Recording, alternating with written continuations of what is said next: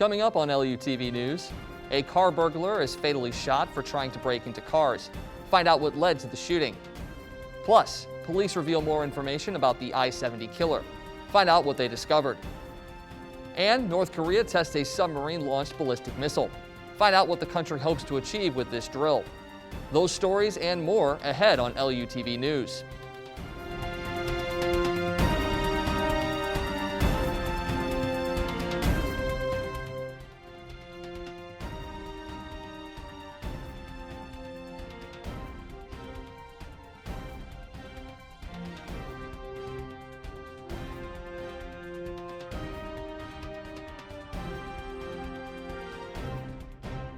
Welcome to this edition of LUTV News. I'm Michael Wagenknecht.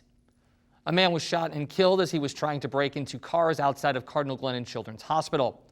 Investigators say the man ran over a security guard while breaking into cars in the parking lot on Wednesday. Shots were fired during the incident and the man was shot in the chest.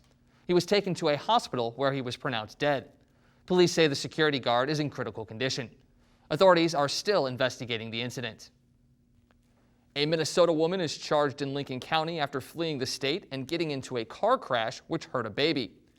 Dectrini Boldine and her 3-month-old were in a car accident, but the infant was not in a car seat. The Highway Patrol found the child face down and not breathing, but managed to resuscitate the child. Boldine was sentenced in September in Minnesota for child endangerment after leaving her kids in her car during a hearing. If convicted, she will face 15 years in prison. We now have a new age-enhanced sketch of the I-70 serial killer.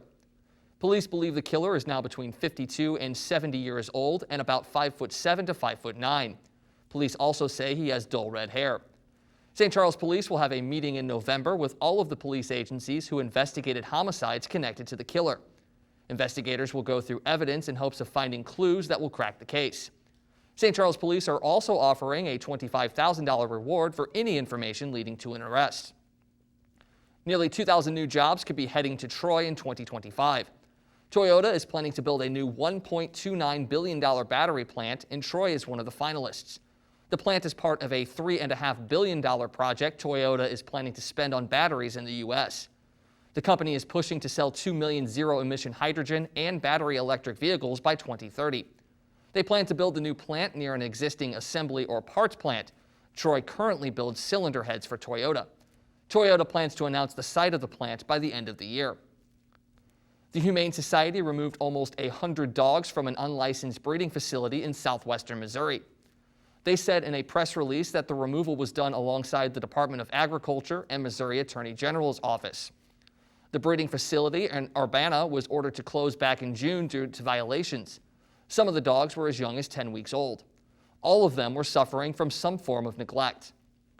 The Humane Society is asking for donations of toys, blankets, dog beds, and newspapers at their headquarters near Forest Park at 1201 Mackland Avenue. St. Louis University is expanding again. The university announced a $20 million athletic facility expansion on Tuesday. The 25,000 square foot facility will sit at the northwest corner of the Chaffetz Arena. The privately funded project will have a nutrition center, team dining suite, and a social justice institute. University President Fred Pistalo says the facility will, quote, help make SLU a leader among basketball-centric programs across the country. The university plans to break ground in the spring and hope to have it finished sometime in 2023. Straight ahead on LUTV News, a plane ran through a fence and burst into flames in Houston, Texas. Find out more about the crash right after this.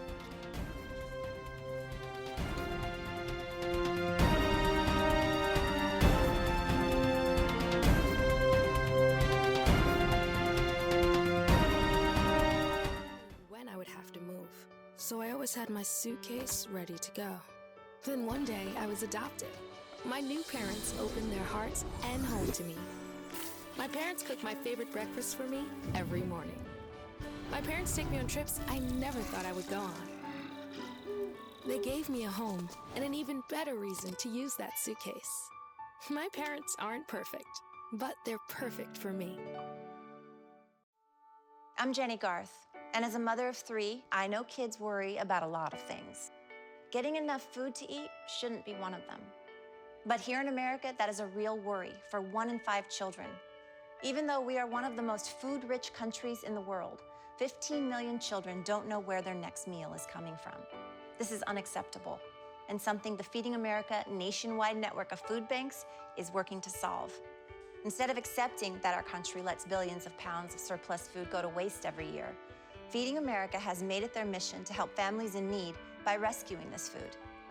Through food pantries and meal programs, the nationwide network of food banks provides more than 3 billion meals, serving virtually every community in the United States, including yours. Join me in supporting Feeding America and your local food bank by visiting feedingamerica.org. Together, we can solve hunger. Together, we're Feeding America. What do you think you're doing, Kevin? Was just gonna drive home. There are several warning signs present that you shouldn't be driving. Like hearing voices? Like your text-to-emoji ratio? Oh man, the selfies. Selfie, nailed it. We all have warning signs that let us know that we're probably not okay to drive. Mine is pretending to be your subconscious. Craig, come on man, let's split a ride home.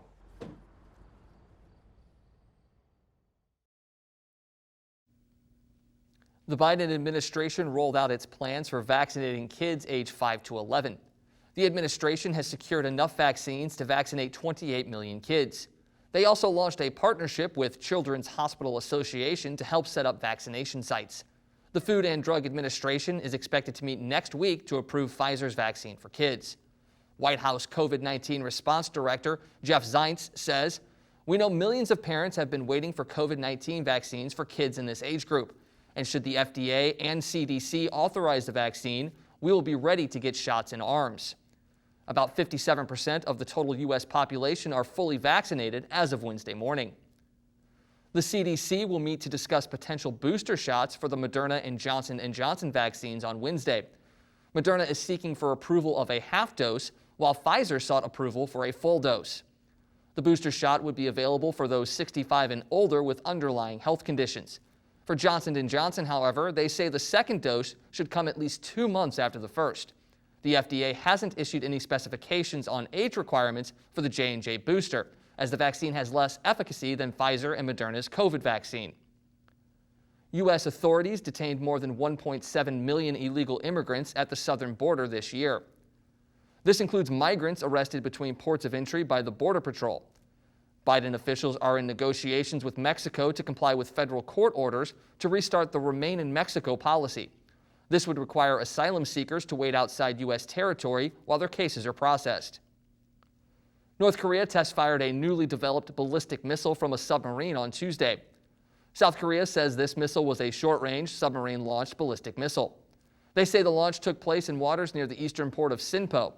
North Korea's state-run news agency says the test will enhance the underwater operational capability of their Navy. This test marks the 5th round of missile launches since September. It is also the highest-profile weapons test by North Korea since Joe Biden was sworn in as president. A plane taking passengers from Texas to Boston crashed on Tuesday. According to the FAA, the plane was carrying 21 people when it crashed through a fence and burst into flames at the Houston Executive Airport in Brookshire, Texas. The group of passengers were on their way to see the Houston Astros take on the Boston Red Sox in Game 4 of the American League Championship Series. Luckily, no one was seriously injured.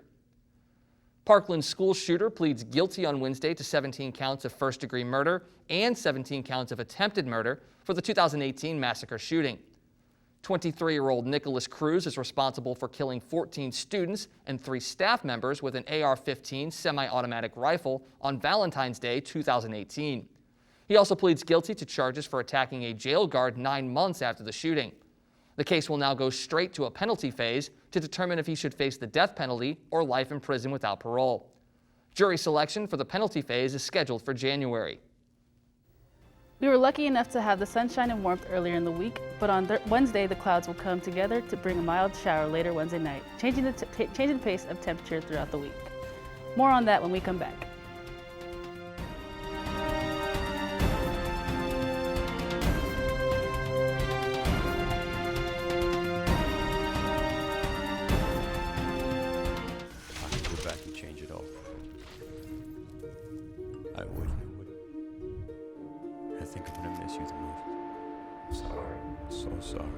so sorry.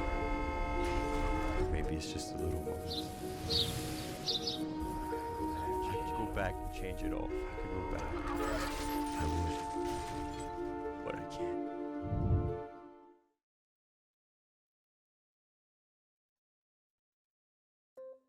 Here are your AARP top tips on caregiver preparedness during coronavirus.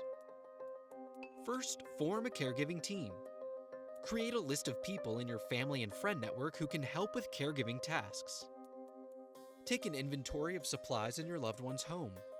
Try to have a 2-week supply of essential items. Make a list of the care recipient's medications and medical contacts. Be sure to have prescriptions on hand and ask the pharmacist for an extra 30-day supply. Make a plan to stay connected. To prevent social isolation, set up available technology to help loved ones stay connected and schedule regular chats. Finally, maintain your own self-care. Follow the Centers for Disease Control's guidelines for coronavirus safety.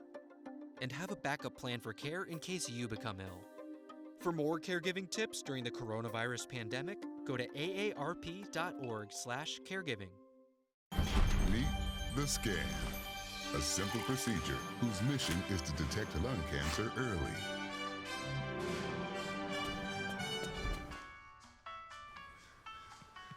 I'm here to save you!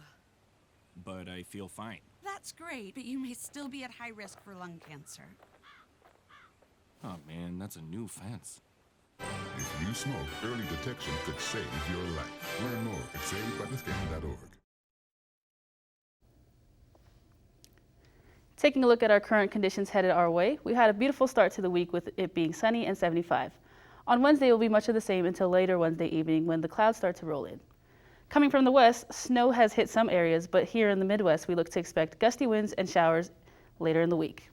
Here in St. Charles and across the river in Maryland Heights, it is currently 79 degrees, and if we scurry on down to St. Louis, it's 78 degrees. Across the river again, over in O'Fallon and in St. Peters, it is currently 78 degrees and 1 degree cooler in St. Peters. It's looking to be a sunny day until the true fall weather comes in later Wednesday evening. Now let's take a look at what the rest of the week has in store for us. Wednesday, we had a sunny morning with the temperatures resting in the low 60s, but later in the day, we'll jump up to as high as 80 degrees, then drop out as low as 49 degrees, with a chance of a brief storm and Wednesday night. On Thursday, we'll see a high of 61 degrees and a low of 49 degrees. The day will play out with a mixture of sunshine and clouds, and the wind will pick up, blowing from 10 to 20 miles per hour. In the weekend, the clouds will set out early Friday morning, giving us a high of 66 degrees and a low of 45 degrees. On Saturday, it will be partly cloudy throughout the day, while in the evening, there will be a chance of showers and thunder. Looking into Sunday, the high is 74 degrees and the low is 60 degrees. It will be a cloudy day with showers and maybe a few thunderstorms. With that being said, go outside and enjoy the sun while it's out and prepare for a cozy weekend indoors. For LUTV News, I'm Selena Tuliepa. A historic drought in California forces an expansion of emergency conditions. Governor Gavin Newsom asks the entire state to observe the emergency conditions on Tuesday. The state asked residents in July to reduce water waste by 15% compared to last year. The new proclamation will require water suppliers to enact water shortage contingency plans. It also gives control to the State Water Resources Control Board to prohibit wasteful water practices. California is recording its second driest water year since 1924. Scientists have managed to transplant a pig kidney into a human. Genetic editing allowed for scientists to make a pig kidney compatible with the human body. They attached it to a brain-dead patient's blood vessels to see if it would filter urine and waste like it normally would. It had completely normal function and did not reject from the body. Other pig organs have been used with some success in the past. Scientists hope this solves chronic organ shortages facing patients around the country. Coming up on LUTV Sports, the Blues hope to start the season with 3 straight wins on Wednesday night. Hear more about that next.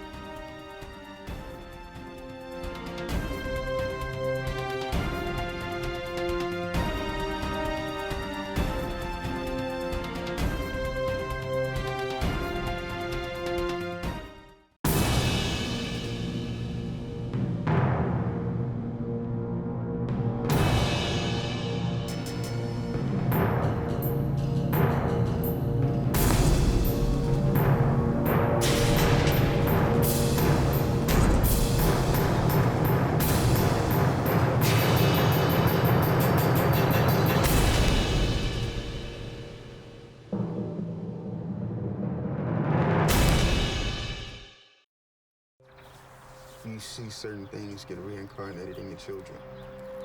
My daughter is very much inspired by my wife's artistic pursuits. So my daughter started making necklaces. She makes what we call affirmation fashion.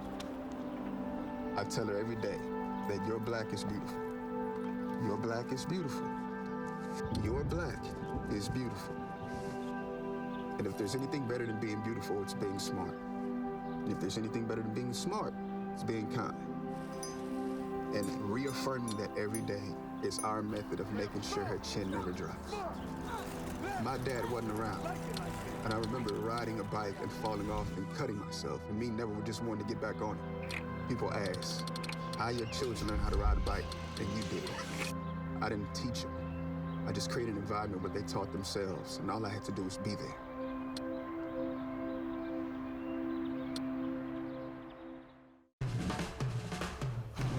When you adopt a shelter pet, you discover their unique mix of all kinds of traits. Where'd Wiley go? Where's Wiley? Ah, there she is. Paw? Do you remember being on Ancient Wolf? Do you ever feel the call of the wild?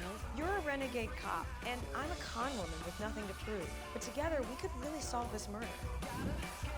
They're a little bit of a lot of things, but all of them are pure love.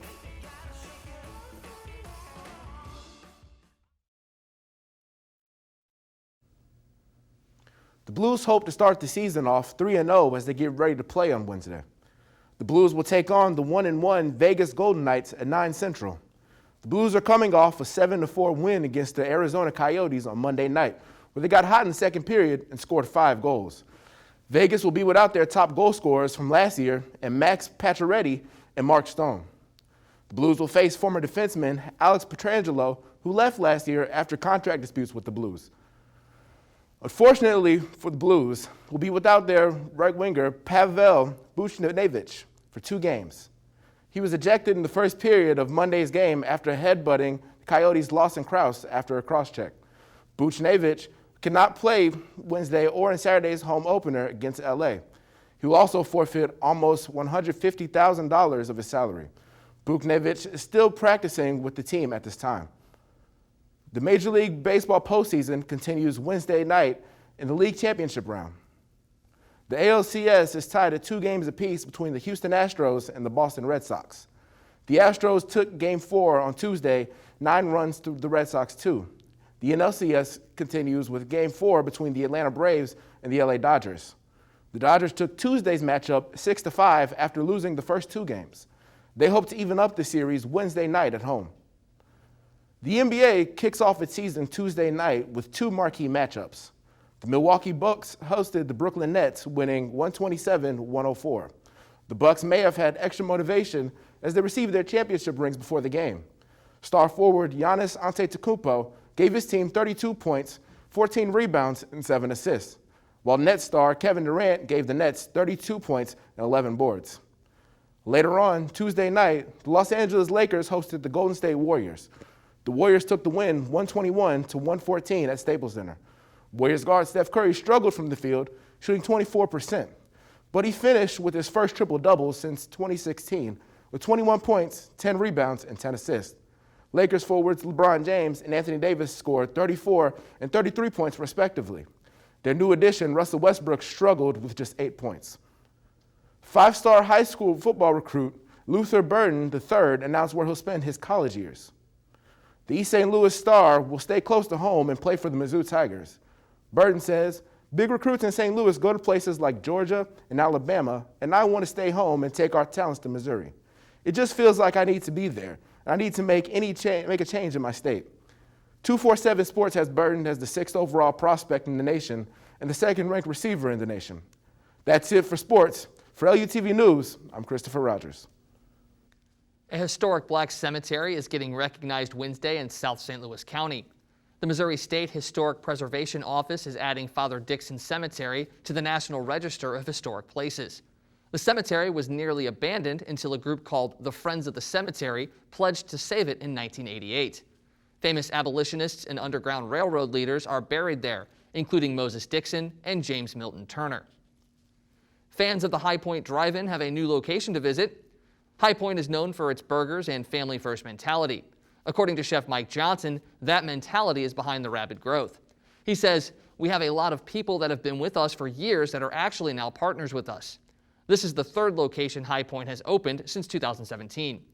High Point also plans to open locations in Cottleville, Missouri and O'Fallon, Illinois in the next 6 months. The newest location is located at 951 South Kirkwood Road. That's it for this edition of LUTV News. I'm Michael Wagenknecht. Thanks for joining us.